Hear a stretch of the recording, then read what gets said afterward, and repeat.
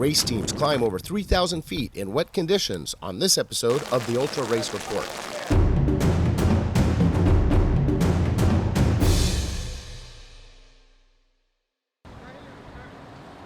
As runners leave Borrego Springs, they encounter a 3,000-foot elevation gain over the next 8 miles.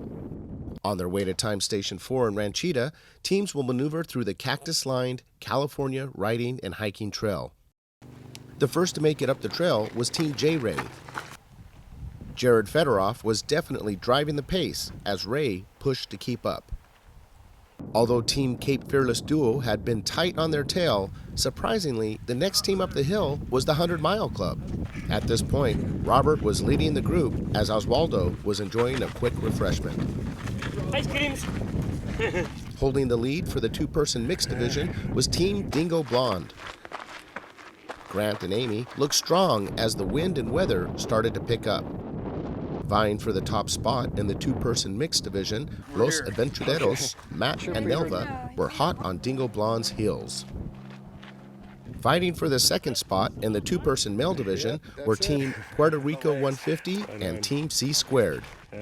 After completing 40 miles of running, many racers welcomed the change of pace to climbing mode. Falling back in the field, the Cape Fearless Duo suffered what Dean described as a little cramp attack. As he struggled to make his way up the hill, ominous clouds began to form on the horizon, giving notice of what's to come. The clouds continued to build as Team J-Ray approached the end of their time on the trail and moved on to the Montezuma Valley Road. Having a significant lead, Team J-Ray took some time to recharge with their crew before moving on.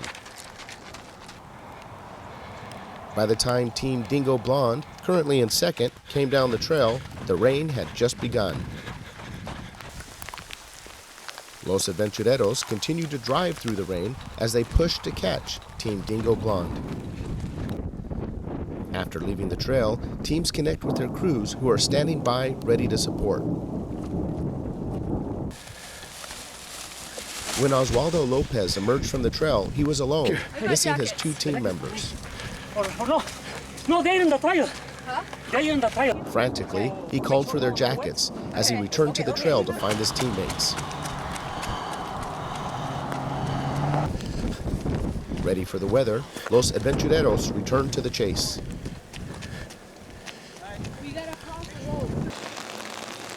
By this time, teams were arriving in Ranchita, and the rain was really coming down.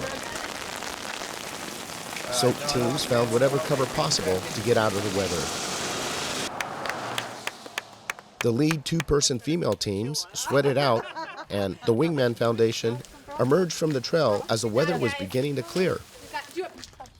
They were within sight of each other as they both pulled into the time station at Ranchita to dry off and resupply.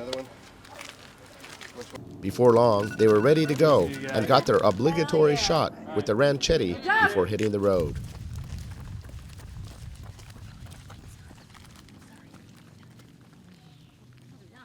Teams race into the night for one final climb to cross the finish line in the next Ultra Race Report.